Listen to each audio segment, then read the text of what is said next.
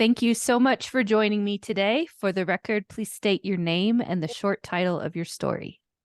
My name is Nathan Hannum, and I guess I would call this How I Learned to Exist 100% in Reality. Fantastic. Yeah. Okay. So, where does your reality start? What was your childhood like? Um, okay, well, uh, I've learned now that my childhood was actually kind of odd, I think, because I had a good one. Okay. I had good parents that stayed together, um, middle class home in the 80s. I kind of grew up like Calvin and Hobbes, I would say. Okay. I grew up in the woods. Both my parents are very smart, and they gave me a great deal of individuality and freedom, but at the same time, like the right kind of discipline. I had responsibilities and chores and stuff, but I was allowed to explore and, just kind of, like I said, Calvin and Hobbes, playing in the woods, building tree forts, riding bikes, that kind of stuff. Um, and yeah, like it took me a I always thought it what I always thought it was odd that a lot of my friends, they were always like, "Oh, my dad's an alcoholic," or "Oh, their parents are divorced," and I was like, "Well, that's weird," because I thought my household was normal, and I guess as I've grown older, I've kind of realized that seems to be the case for a lot of people that they grew up with, kind of broken homes and stuff, and um, so that kind of, I don't know, it's kind of weird to think that. What I thought was normal is, I think, or I guess the better way to say it is whenever I hear other people saying, "Oh, I had such a rough childhood and blah blah blah," and I'm just kind of like, like 90% of the people did had that, like you're not alone. Like I'm the one that's more of the oddball, I guess, Right. You're because the anomaly because you I'm had a not stable home environment and exactly, yeah, no substance abuse issues. right, exactly, it's like so that's something that is interesting to that it took me a long time to realize that Sure. so yeah. Okay. So you had a Calvin and Hobbes childhood. You got to play in the woods. You got to explore. You had the right kind of discipline, Yep. stable home environment. Uh, what at what point did it start to turn? Well, see, that never really turned. It was the fact that when I would go out into the outside world, like to school, I was now on the outcast. Now I was the target for everyone. Like, I mean, I had one friend up till 10th grade that was pretty much in the same boat as me. Just like any movie that, like I was just the kid that everybody picked on, like so going to school was just a nightmare for all up until like ninth, 10th grade.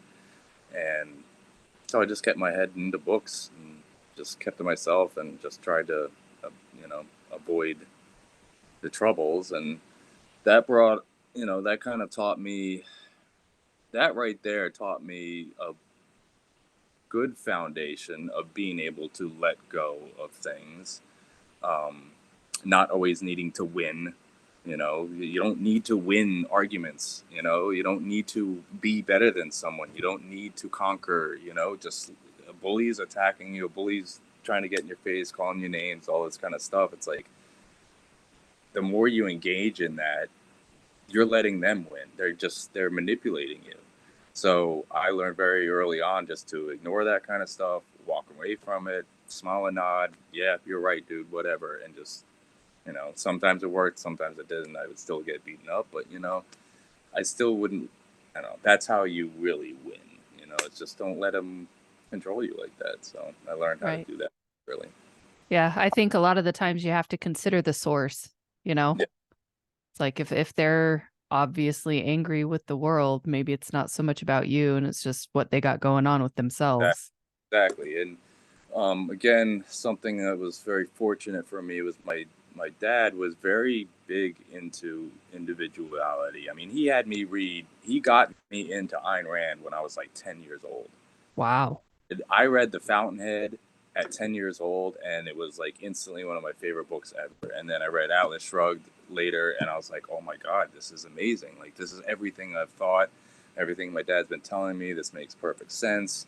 That helped me to understand a lot more about what was going on when I was going to school, and all these the vacuums, the second handers, and it made me realize that, and it kind of made me feel sorry for him. It's like, man, you're just all you're doing is trying to build a self image out of me, instead of finding your own self image, having your own, your own individuality, your own self. They don't have it, Right. and now we've, as the years have gone by and the society as it is now, it's just become apparent, is how many people like that are out there. They're vacuums. They don't have a self. They don't. Their whole existence revolves around what somebody else thinks of them. Right. And it's like, wow. It's like the glasses come off and you just see. I think right there is fundamentally the first split in human beings right there. And I try to, whenever I meet somebody, whether, professionally, unprofessionally, whatever, I try to figure that out right away, because if they don't have their self, I don't want them around me, because then they're just a leech. So, Yes. Yes, I do know. yeah, Scary. yeah. But Okay. All right. So you as a teenager were reading really influential books. Did that continue into adulthood? um, yeah. I mean, in college I took. So I went to college for music theory and composition, the poor man's music degree. And I really just went for the knowledge. But there were a couple of interesting gen ed classes I took. One was philosophy and film. We analyzed a lot of Woody Allen films and stuff. Applying the films to philosophies and stuff. I had to read some. Oh darn it, what's his name? Samuel Beckett books. They were just like mind warping. Like one of them, like I think one of the last chapters is seriously like 50 pages without a period. It's just the guy's rambling on because he's gone nuts in his head, and he's just like, "What am I reading?" So I read those stuff. The art Zen and the art of motorcycle maintenance. Really, I got a lot out of that, and I could see threads of objectivism throughout that as well. Especially when it comes to applying again the split in people who take advantage of technology or appreciate it and understand, mechanics that know how to take care of something, or these people that just want it to look cool, buy the expensive car but have no idea to fix it, and it's just another split. Okay. So, what time in your life did the substance creep in? So that's something else that's interesting is part of me being as a teenager. Um, I abstained. I was straight edge. It was kind of a thing that came out in the 90s, and I was very vocal about it. In fact, I was kind of an asshole about it. I'd go to parties, get in people's faces. You guys are all idiots. You're drinking, blah, blah, blah. So I abstained from everything until I was like 20, 21, and then I drank a bit and kind of enjoyed it, kind of didn't. And then when I was like 23, I called it the summer of drugs. I tried a lot of stuff. I never did the big hard three, never did crack, cocaine, or at that point, I'd never done cocaine. I never did crack, meth, or heroin ever in my life. But man, we tried everything else, like, whatever, whatever we could get our hands on. And I had a lot of fun, and fortunately, never really got hooked on anything. But it did teach me some limits. I could feel like after a few weeks of doing ecstasy, I could feel how much I wanted to keep doing it. So I was like, okay, time to put that away, not touch that. And, smoke pot and I drink socially for years and years, until, and this is all back in the East Coast. I grew up in Maryland and went to college in New Hampshire, ended up in Omaha in about, I think that was 2003. Had a band going for a while. Went to college again for auto mechanics. Kind of got me back into cars. My two biggest passions are cars and music, and never really had much of a problem with anything until all those things just didn't really work out in my mid 30s, and I was still just doing like pizza delivery jobs and stuff. And I'm 34 years old now. These kids are in their 20s. Everybody's still partying, drinking all the time. I would have, by that point, I would usually drink at night, but it would just be like a six pack or something, and not get too wasted or anything like that. And I could probably leave it if I wanted to, but didn't really see any issues. But one of my friends that worked with me at the pizza place was like, vodka is really so much cheaper. And I was like, that's a good point. Man, that's where it starts. Like, I would start, there it was, $4 for a pint of vodka. Cool. And just like no one can smell it as much, like, and my tolerance at that point gotten so good. I mean, I was drinking an entire pint of vodka during my shift as a pizza delivery driver every single night, and then going home and drinking another one, and no one ever knew. I was the best Wow. driver they had. I was completely functional. I had no complaints. I was making great money. I was making sure. I mean, I did have a stack of write-ups for being late and stuff like that, but I was one of their best employees, so they let everything slide. But I don't think anybody important ever really knew or cared. And that went on for 3 years like that, just every night, you know and that's where you cross that line. That's where alcohol takes over the brain. Yeah. When did you realize that it was an issue? um that would be September of 2016. That's when things just really weren't working out. I mean, I wasn't really desperate or anything, but just like I was constantly behind on rent. I was constantly needing money and stuff like that, and just stuff was not really going anywhere in Omaha. So my mom convinced me to move all the way out to where she grew up, which is where I'm now again, in Friend, Nebraska, which is a little tiny square mile town out in nowhere. Nothing really to do. And I came all the way out here, and I was just like, what am I going to do now? But I also brought the alcoholism with me. And then I started drinking even more. I mean, I was waking up and drinking. I was just drinking all the time. And I started getting sick. I started developing pancreatitis, and that's, throwing up, not eating, and all that stuff. And I was like, all right, I got to do something. I got to finally change. And that's when I started to try to sober up. Okay. And for the first 2 years, I was not very successful. I couldn't make it more than a month or so, and then I'd be back into it. Um, until I finally went to treatment the first time in 2017. I think it was the following year, yeah. Then things started to click. I started to, it's the first time I'd ever really heard about 12 steps and the programs and all that kind of stuff. And, realizing I'm not so much different. I mean, man, just to see how many people have these addictive personalities, whether it be alcohol or whatever it is, which we're going to get to that, because all of this, and I didn't know this at the time, but those 12 steps and what they talk about in Alcoholics Anonymous it's a roadmap, but it's not complete. It's because it touches upon some of what I'll get to, but it's not complete. And while it may help 90% of people out there to get over addiction, stuff like that, for me, it only did so much and still wasn't curing it. It still wasn't getting it right.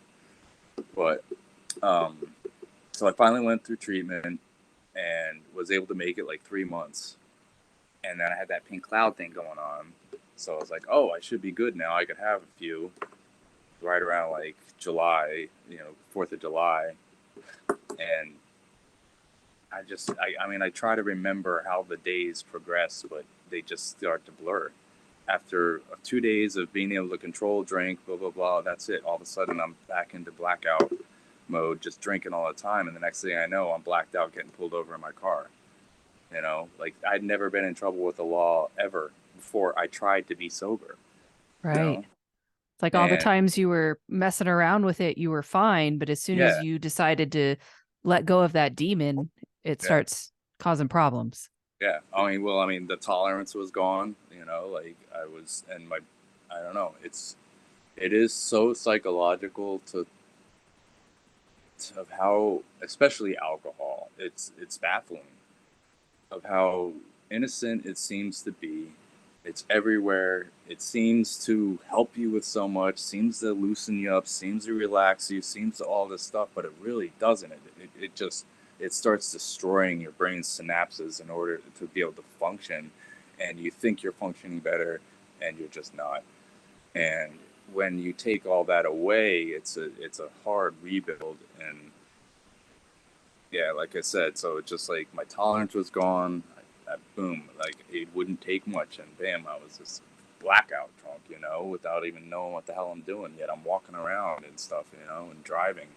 So that happened 3 times that year. I got 3 DUIs in the same year.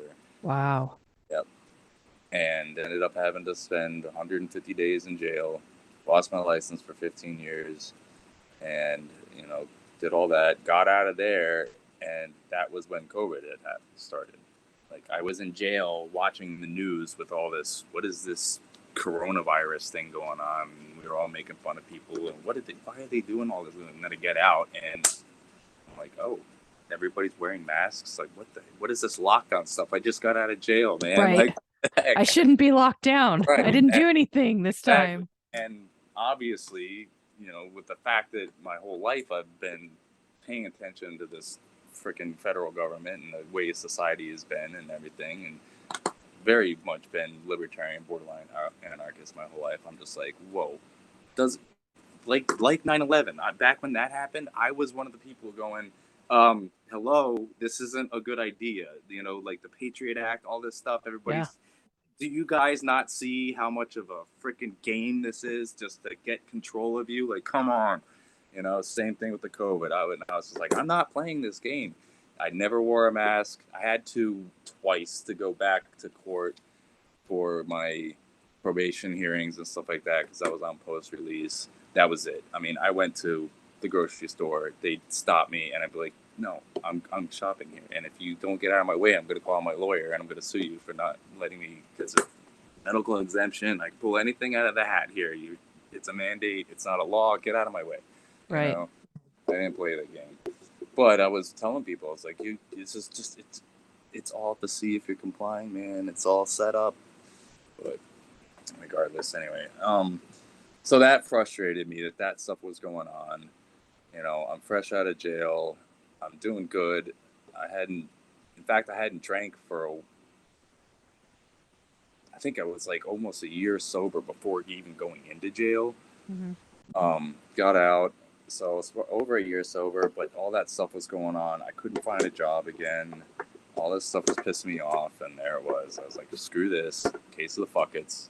Went back, grabbed the bottle, and for the next 5 days, all I did was drink. My probation officer was trying to find me. My roommate was like, what the fuck are you doing? All this stuff. They finally come and get to me and take me to the hospital, and my blood alcohol level was 0.42. 0.4 freaking 2, right? And I'm walking around, I'm talking to, like nothing's going on. Wow.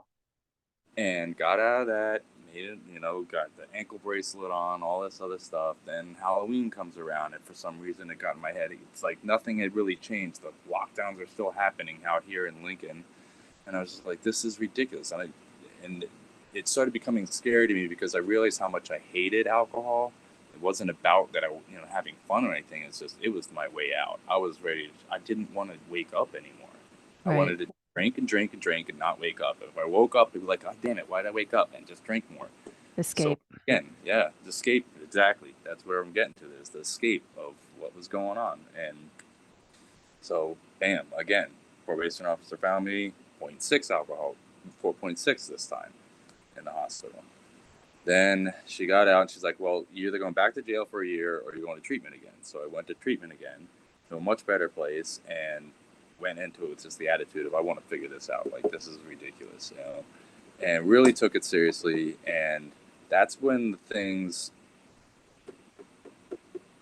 that's one of the things about the escapism, the 100% reality, being rigorously honest, were really starting to make a lot more sense to me.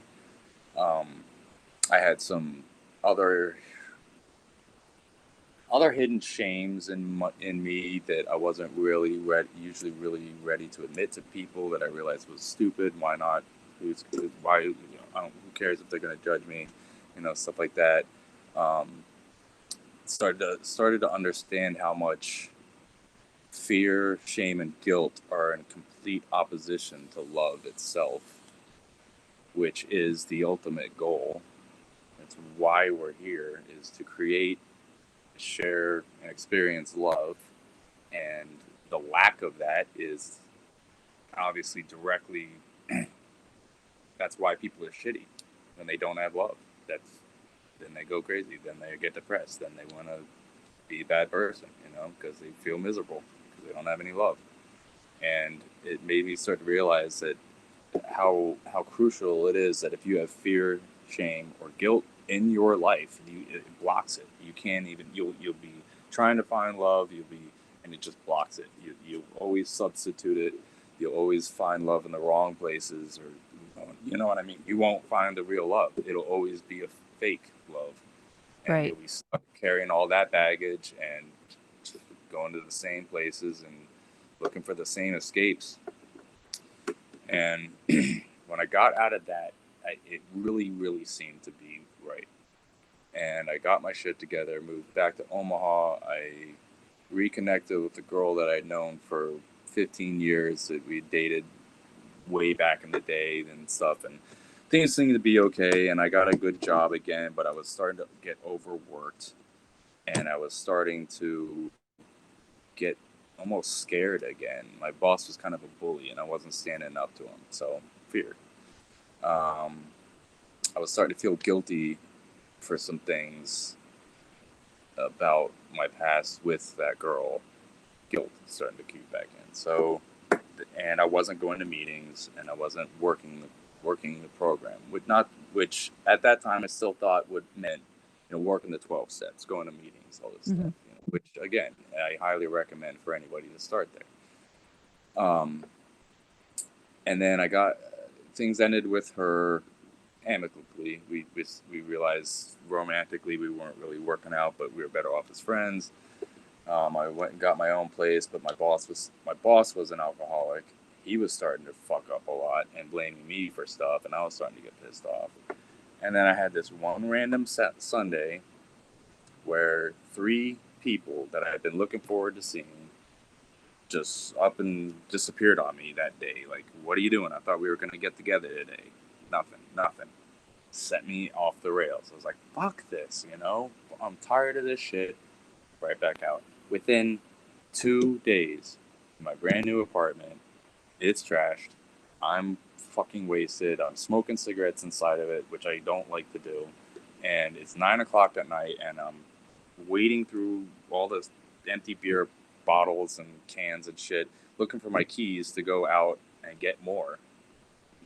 Without a license, knowing I've already got popped 3 times, all this shit, I don't give a fuck. And then I saw an unopened beer on the floor.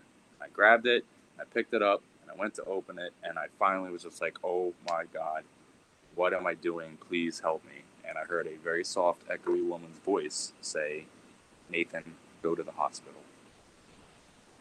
Wow. I heard it very clearly, and I put the beer down, and I was just like, whoa, okay, what the hell? I mean, Yeah. that I look back at that, I mean, that was live or die. Because when I calmly just I looked on the map, and I was like, okay, it's like 3 miles away. I can do this. I'm not going to take my MR2, which is my baby. I'll take my other car. I got in there, and I carefully drove myself to the hospital and walked in. I was like, you got to help me. I'm relapsing on alcohol. I'm fucking wasted. They saw immediately how bad I was. Got IVs going, all of this, tested me, and here we go. I was 0.52. Holy crap. That's more than 50% blood alcohol level. I was straight up alcohol poisoning, and I drove there, and I was walking and talking. It's insane.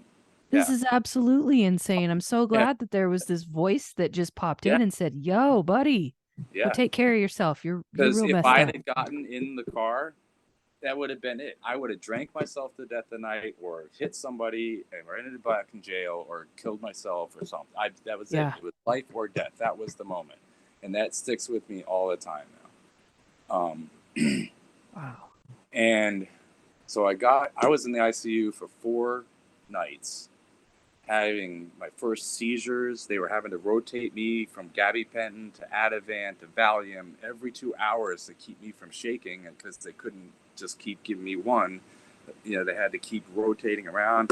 Like I'm clearing up, I'm talking to them finally, and I'm just like, man. As soon as I got out, I called a sober friend of mine, and I was like, dude, I need a sponsor ASAP. I haven't ever had one. I need to start going to meetings again. Like, this is ridiculous, Why do I keep wanting to get out like this? Like, my life Right. really isn't all that bad, I just keep getting disappointed with things.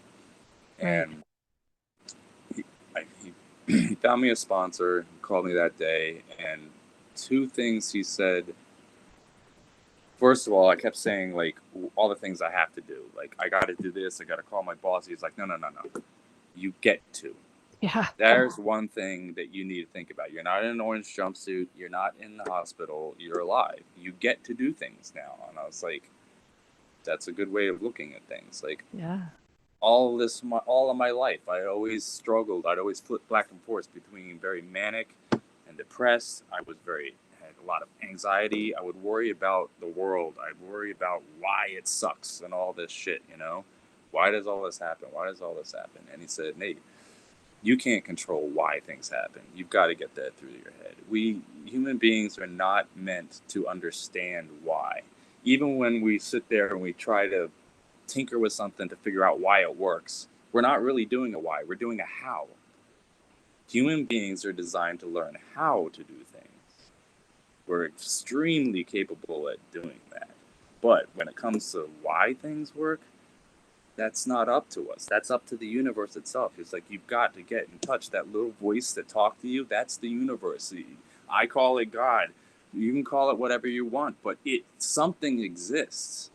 Yeah. And if you go through your whole entire life thinking that nothing else is bigger than us, I'm sorry, man, but that's a pretty hollow life. And no wonder your life sucks, and no wonder you don't get lucky at anything, and you can't win at anything. It's because you're not asking for help. You're not realizing that help exists, but there's a way you have to ask for it. We'll get to that. So yeah, I mean, he's just like right there. He's like, you got to connect with whatever the higher power you think it is, you're choosing. And I was like, what makes most sense is just I don't care what it is. I don't care if it's a god. I don't care if it's an electromagnetic field. I finally believed that it existed. I Mm-hmm. felt it, and he was like, that's all you have to do, and just say your serenity prayer. That will help you with your anxiety and your depression. You can't worry about the things you can't control. Your friends didn't come over. You can't control them. You know, you can only worry about what you can control. And it Yep. just stuff started really clicking to beyond just the alcoholism, but to just like the general problem with everyone. Whatever you're struggling with, you got to step back and be like, wait a minute, do I have really any control over this? Like, no. Same principle applying to the politics. Our government, we don't have any control over what they're going to do now. So Right. screw it. And do they really exist anyway? Do they really have any real control over me? No. It's all a game. It's all a house of cards, man. All And perception. yeah, it's like, wait a minute. I don't care what they do. The only real thing they do to fuck our lives up is they keep inflating our money. That's about it. Other than that, if you keep your head down and just don't be a shithead and stay under the radar, they don't concern me anymore. You Right. know, let them. In fact, I'm at the point where I'm just like, because I know what they want to do will ultimately fail. I'm like, can we just let them do it so it'll fail, Right. please? Just Right. let them try to take the guns. Let's start the war now. Let's go. Like I'm tired of waiting. So all those things started really clicking. and I went to meetings. I did my 90 and 90. But there's something that always, I saw that a new box had developed, and I don't like boxes. In fact, my music, my album, I've shared it with you. No boxes or bars, all space and stars. I mean, Yes. right in there isn't a box. They make you think there is, and I don't like that. I to explore. So I saw the box that had developed around AA itself, and a lot of the old timers are going to be stuck in it. They won't get out. They need to go to the meetings, or else they will relapse. I figured it out and I solved it because I got deeper and deeper and I realized it wasn't about alcohol. It's about escaping. Right there in the beginning of how it works, it talks about not being the director in the play that you are in. I can't, and I would try to do that my whole life. It's why my relationships wouldn't work. It's why my bands wouldn't work. I was trying to direct too much. I was trying to control too much. I wasn't just worrying about my own bubble, being the actor in my role. And that's when things just started getting better. I mean, every night I was saying my serenity prayer. I was being grateful for things too. That's another key. Whenever somebody doesn't believe in a higher power, and they say, "Oh, I've tried to pray. I've done." Well, how did you do that? Well, I asked for this, I asked for that, and I was like, "Did you say thanks for what you already have?" Right. No. The universe is going to treat you like a spoiled brat if you keep asking Yeah. for more stuff without saying thank you for what you already have. Yep. And as bad as your life may be, and as bad as mine might feel, we're living in the best of times ever. We live better than people did 50 years ago. We live better than kings did 100 years ago. We have Yes. so much great stuff. Come on. Like the poorest people in the world are still richer than 100 years ago, you know? It's Right. like, yes, things can be difficult and things can suck, but nothing is permanent. It's all temporary. And so much of it is inside your head. It's how you perceive it. Everything can be flipped into a positive. Oh, this bad thing happened to you. Well, that's a lesson. So there's a positive, you know? Right. And Or then and the real bad things, your brother dying, your child dying, like, yes, those are horrible, horrific things, but you can find a way to flip those into a positive way to grow. right. If you don't grow, you're not really living. So all those things really started making sense to me last year and throughout this. And here's the kicker: this is why I say I'm cured. I can drink now and not go off the frickin' rails. I've How, tested it numerous times. how did you manage that? Because, well, number one, I know I set one rule: I don't drink liquor because you have very little control over that. Get some beer, I'll have a few beers. One thing is I don't like it. I don't like how the effect starts to take me away from being able to cognitively think anymore. So And you overcame it because you no longer want the escape. yes, exactly. I took that right out of that book where it says, or in the 10 steps right there, or what does it say? It's in the preamble. Those who cannot accept this program or are unwilling to change are those that cannot accept living 100% in rigorous honesty.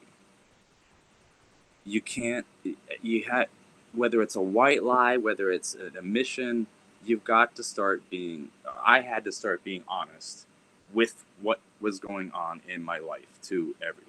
Even if it got me into trouble, even if it, whatever the case, no more pussyfooting around it. I was like, no, this is reality.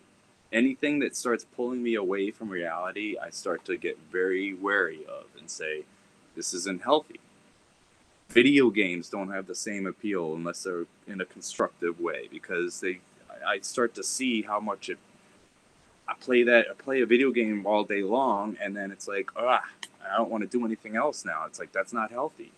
Yeah. I gotta exist in the world, and it just my radar went up and has been up ever since. It's like and another goggle, to see what kind of person are you. Are you living in a fantasy all the time? Yep, you are. You think that more and more catching liars right off the bat. People, all last year, I um, worked for two different groups of people that doing construction and stuff. That right off the bat, I was like, dude, these people are full of shit. You know, I could start to see it. That this is like, no, they're not. They're not being real. I'm out. Yep. And So I love that because I have that same philosophy. Once I notice a situation or people themselves are um they're not in a morally positive position, then I withdraw my attention. oh I'm yeah, just not going to engage with that because it's not worth my energy. They're like you said, they're going to become those vacuums and they're going to suck it out of you. So exactly. I It's love and that. it's even worse. Like it's no longer. I used to think, and this is right out of Atlas Shrugged. It made me realize that what John Galt's talking about when he's talking about how dangerous they really are. You know, because they are an enemy to life. They're sucking, they're pulling, it's anti. It's no growth at all. It's just, and they seem so happy and so innocent and all this stuff, but it's such a game and it's such a farce and it's so sad. But it is what it is, and Yeah. it's yeah, it is dangerous to you can't change them. Very few, they're stuck. That's it, and you know the NPCs, these, Yeah. and I, it's I just wish them well, but I'm not going to engage with it. yeah, It's like yeah, I'll give them that one interaction and then I'm probably never going to talk yeah. to them again. Out of Because again, out of Atlas Shrugged, I mean, they only exist because we continue to produce, you know. So So a you lot of got sober yep, and life is better. Life is it's going better. well. Yeah. Yeah, it's not unicorns and rainbows. I'm back out here in bumfuck friend Nebraska. I've got no friends. I haven't had a relationship for years. Again, I haven't.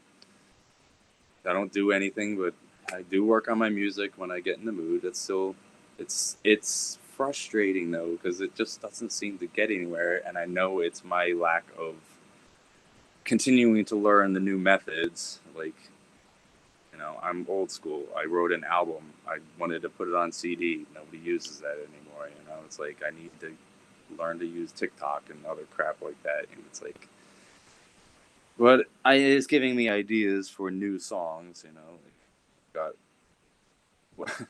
the one line that keeps sticking in my head for one of the lyrics that I'm writing is surviving is becoming a distraction. You know, it's like Yes. shouldn't be that way. No. Sucks. No. Yeah. So what about it sounds like, things are okay where you're at, but it's not ultimately where you want to be. So have you taken the energy to think about where you want to go or what goals Well, you want to reach? I've known where I want to go for a while now. I want to move to Tennessee. So does my mom because I can't personally stand Nebraska anymore.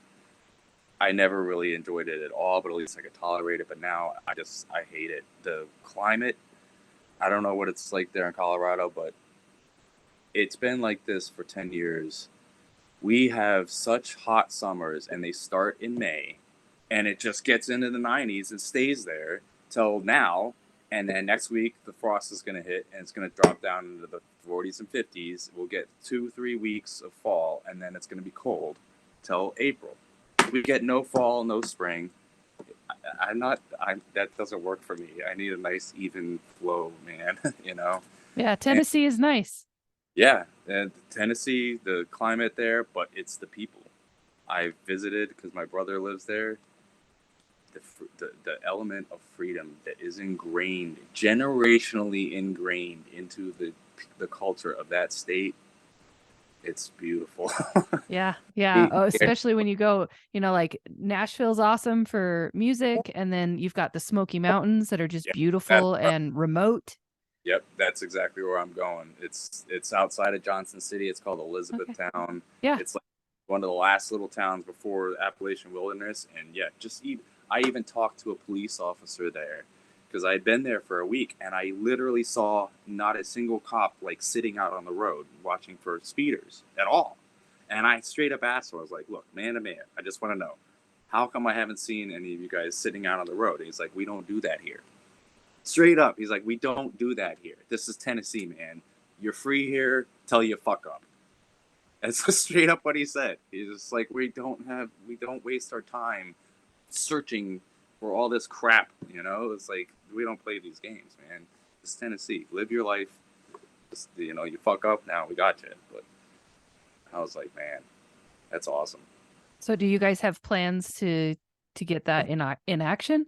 Yeah, we wanted to be there by now, but my mom is a pack rat, and she hasn't even begun to get rid of anything, pack anything. She was living off of her retirement, which was still probably about $80,000 last year.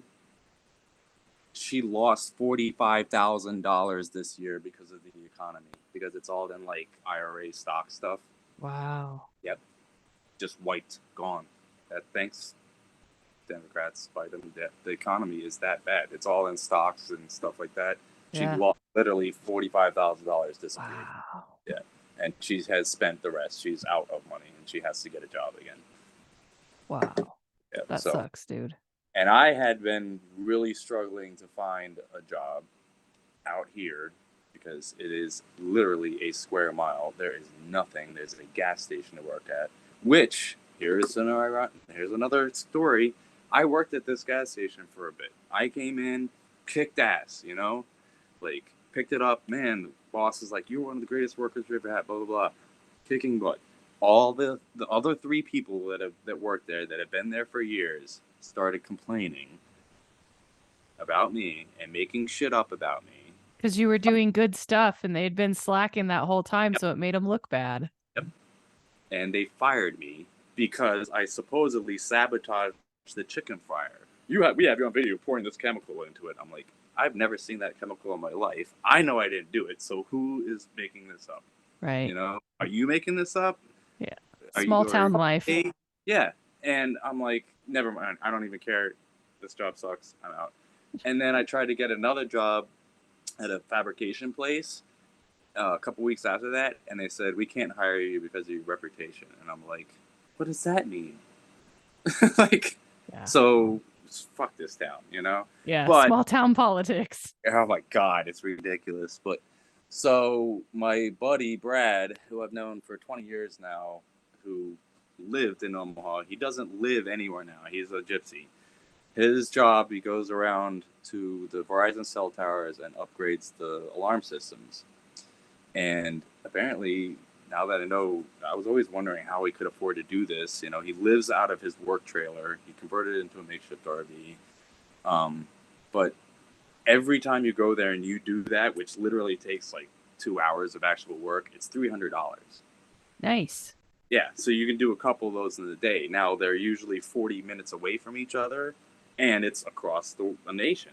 So you're in an area for a few weeks, and then you're off to another one. That's what he does. Well, he finally brought me on. Nice. And I'm learning how to do that. We're finishing up here in Omaha, but I was in St. Louis 2 months ago. Spent a couple weeks down in Texas. You know, it's a different life to get used to. It does pay enough that you could stay in hotels every night, but I mean, that's kind of wasting money. You know, the best way is to, you know, get a van or something, stay at RV sites, or in the summer camp out, you know? Yeah. And, you know, I'm not in the company yet. I'm still always with him. We're splitting the money. But I mean, I've had weeks where I made $1,600 in 2 days of work. And it's like, then I didn't work for a week and I don't care, you know? Right, because you got your stuff covered. Exactly. You're having a good time doing it anyway. I don't have to pay rent right now. I don't have, you know, it's like, okay, well, that an opening has happened with that. I have no ties here. My mom can watch my cats while I'm gone. Great.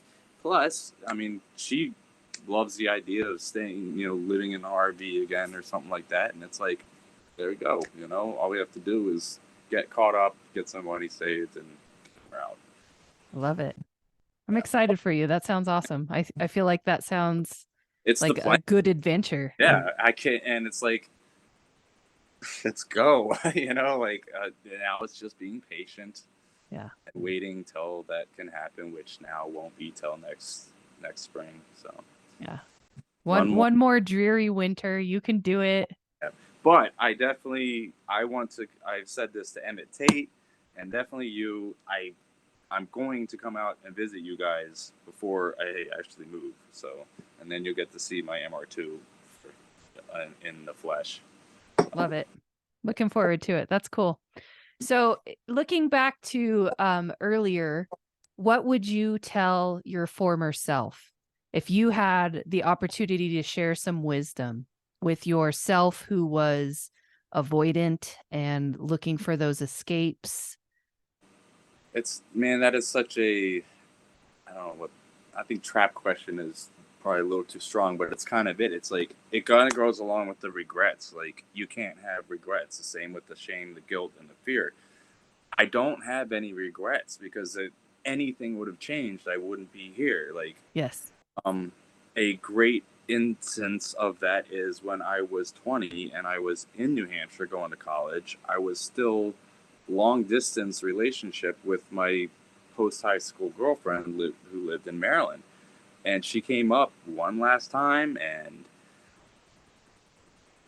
2 months later she's like, "I'm pregnant," and I'm like, "Oh boy."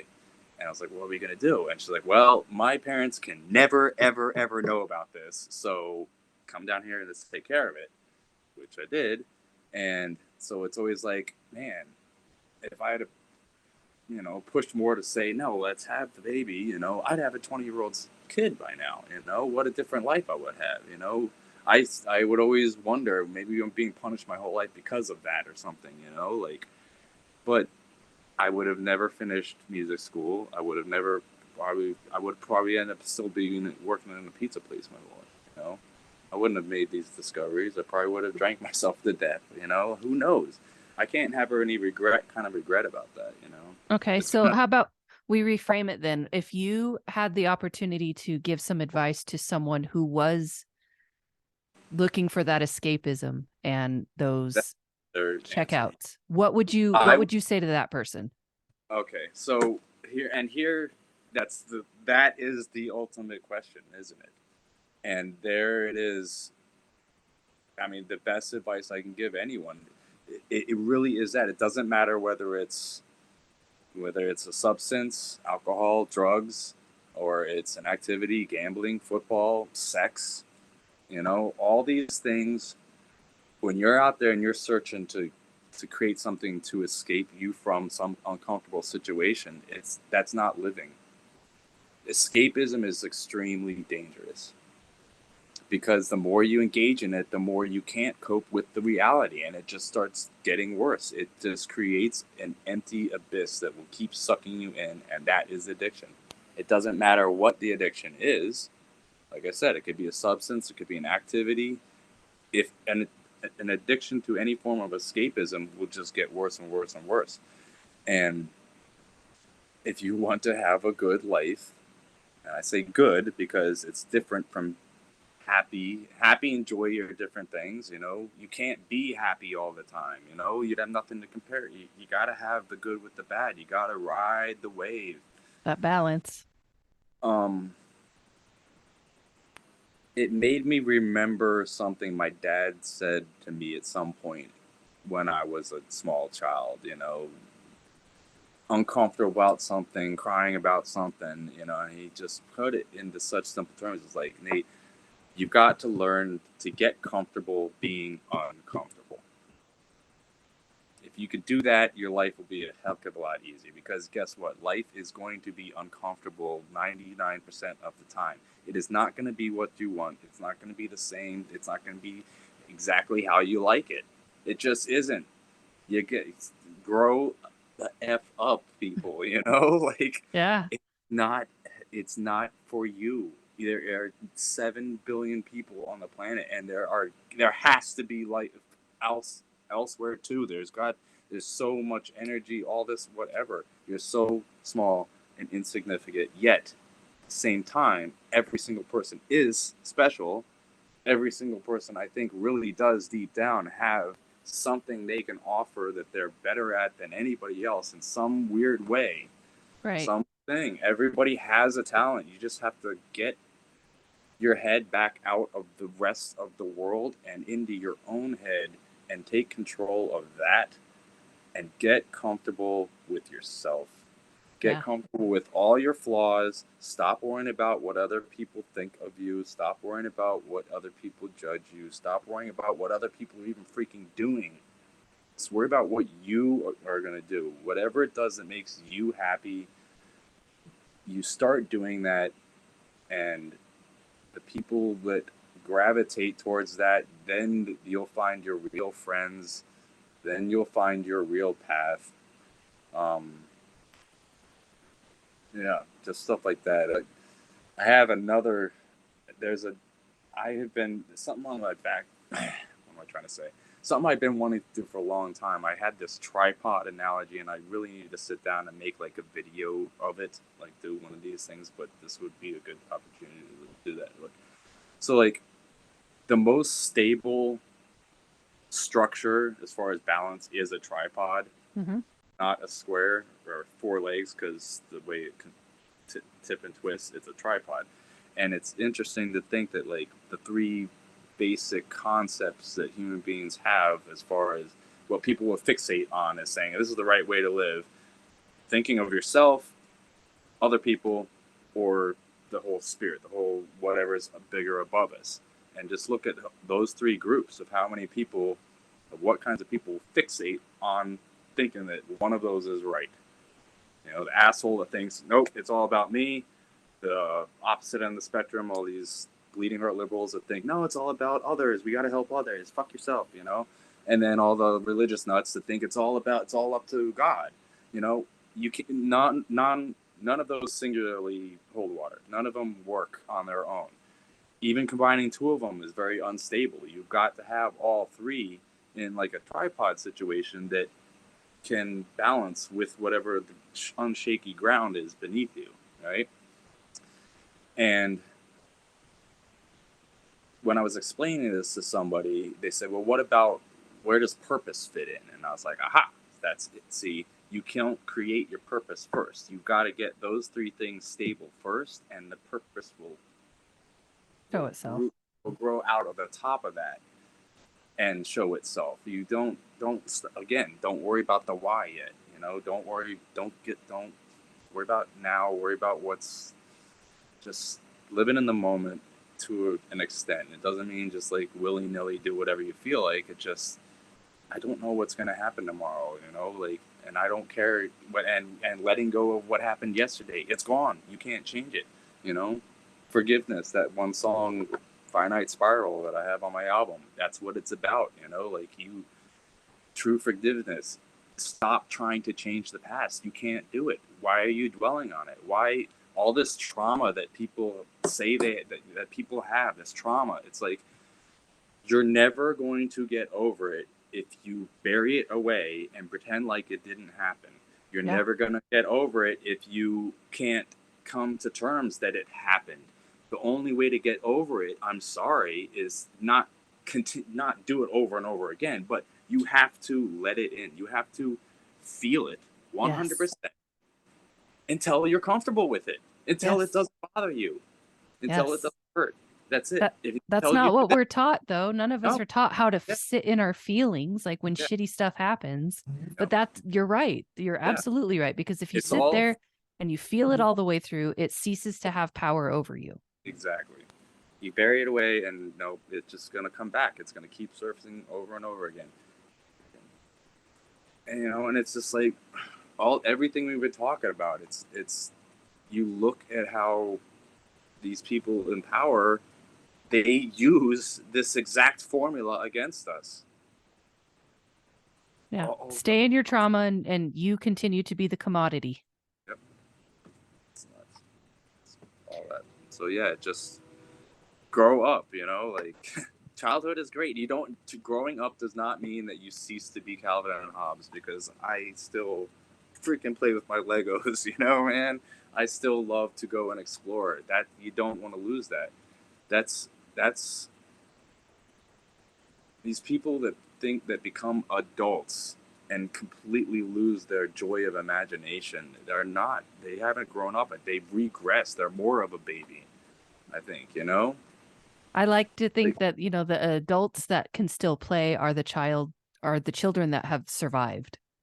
Yeah, there. That's a good way to put it. Exactly. Don't lose that, you know. But you got this comes to another. I mean, this kind of goes along with something I've said now for a couple months too. I've posted on Facebook when people were talking about human rights. You know, the right to healthcare, the right to all this is like there is only one human right: the right to be free.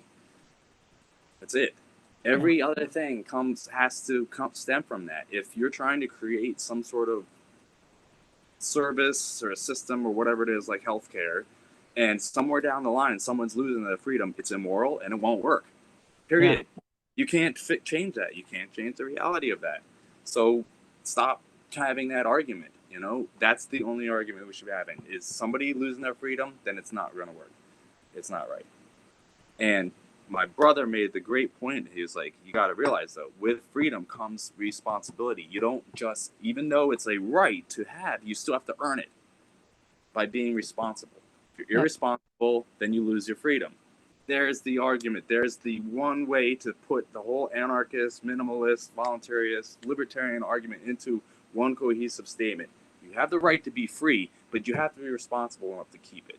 And if you aren't responsible, we have the right to take your freedom away. End of story. I mean, and then everything is a case-by-case basis off of that. You know? So it's just thanks for letting me rant on these things. I love it. I love it. No, I feel like this has been a really great conversation.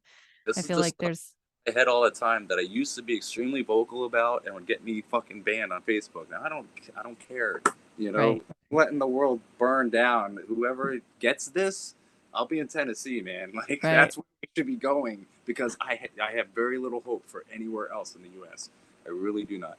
I used to think here in Nebraska, I thought they would be okay here, but Lincoln is a libertarian shithole. Everyone there is just fucking. They're back to mask mandates in Lincoln, Nebraska. Ew, gross. It's ridiculous. Yeah, it's because of the college. They have a big college, so there it is. You know. Yep. Omaha is just, I don't know, man. It's turned into a big city. It's creeping on 500,000 people. So it's got a lot of black crime in the north. It's invaded with the Mexicans. They all have got their own. Before we get attacked for this, like I am not racist by any way. I'm culturalist. It's the culture that stinks in these areas. I don't care what color the skin is. I don't care what that is. If you maintain this gang culture idea, it's crap. You know, every race has a bad culture. We've got our white trash. You know? Yeah. Culture. So, but yeah, it's like, yeah, the brainwashing has been complete on 90% of the people. It is here. It's in rural. It's here. These farmers here, like they're still, they got their heads in the sand on the conservative side. It's just like you don't get it. Like they're all like, Trump's gonna save us, and I'm like, the system doesn't exist for one. You're making it exist by even complying with it, you know. Just stop playing the game. I don't care that I don't have a license anymore. I drive. I'm ready to face consequences and go to the court when I get taken, if I were to get taken to jail, and I'll do what I've learned. I'll bring my birth certificate and say, here's my birth certificate. You can go ahead and charge that, because that is exactly what it says on this piece of paper in all caps. I'm representing myself, you know. You gotta. Sounds like you've done a lot of unlearning. I have. I'm still figuring out the whole sovereignty thing. I'm grudgingly watching these stupid videos by that Brandon Williams guy to try to decipher the real process of doing it, of getting rid of the birth certificate, you know, which is the key to it all.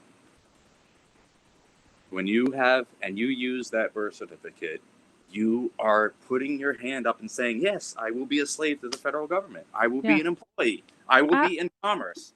I will comply. It's okay. I'm in commerce. So now I have to abide by all now I have to have a license. Now I have to permission. Now I have to pay taxes because I'm in commerce with you. Why do you want to continue to be in commerce with this mob? I honestly think most people just don't understand. They don't understand, and you start to explain it, and then they go right to the horror stories of the idiots who go around without license plates on, carrying their guns, and when they get stopped by the cops, they get shot. Don't be an idiot about it. Just, if you want out of the system, just get out and keep your mouth shut. You know, it's that I mean, simple. all we can do is plant those seeds, Yeah, you know? that's it. You know, and that's why again I had to turn back to Atlas Shrugged. It's the only solution. You can't fight this anymore, and the more you fight it, the more they win. The only way to win is shrug. To realize you just have to stop playing. Just Strange ignore game. them. The only way to win is to not play. It really is. Yeah. And there it is. I haven't paid taxes in 7 years now. I'm not going to. You know, I'm getting 1099'd it, but and they'll file it. But as long as I don't file, nothing's going to happen. Well, that's a lot of knowledge and a lot Yeah. of truth that you've shared today. So I really do appreciate your time. And thank you for sharing your story of how you found sobriety. And really, I think your story is more about how you learned to live in 100% reality. Right. And And I that think really that is is quite it. the feat. And like I said earlier, it isn't. I'm not happy. I mean, I'm bored most of the time. I'm extremely lonely. I find it extremely frustrating that I seem to be a pretty decent guy, and yet I haven't had a date in like years now, and I can't. And it's like, what the heck is going on? You know, like I'm not playing the game. That's what's going on. But it doesn't matter. That's the thing, though. I've learned to be comfortable being uncomfortable like this. It will pass. I know where I want to go. It's going to take time. I know my music will work when it gets into the right hands. It's all it's going to take is that one guy is going to listen to it and go, this guy needs to be in the studio now, you know? And there it is. Then, you know, I don't care to be rich and famous and none of that. I just don't want to work anywhere. I should be making music every day. You know, I don't have time to do it. I have to be in the moods, you know?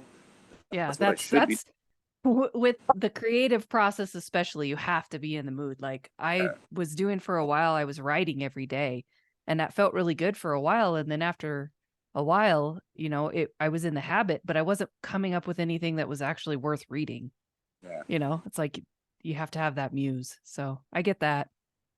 So if the listeners want to reach out and contact you, what's the best place for them to do that? Well, I mean, my Facebook is Nate Living Life Hannum. Has been for a long time. I don't even remember when I came up with that term, but I just realized that I was like, man, a lot of people are not really living life. I know I am, so that's my tag. And then my music, you could reach me just by hitting up my music on YouTube or something and leaving a comment, by all means. Okay, how do they find it on YouTube? Incipient I, the letter I. Yep. Incipient I. Okay. Yep. The initial stages, the beginning of I. And Love then it. my album was released last year, No Boxes or Bars, All Space and Stars.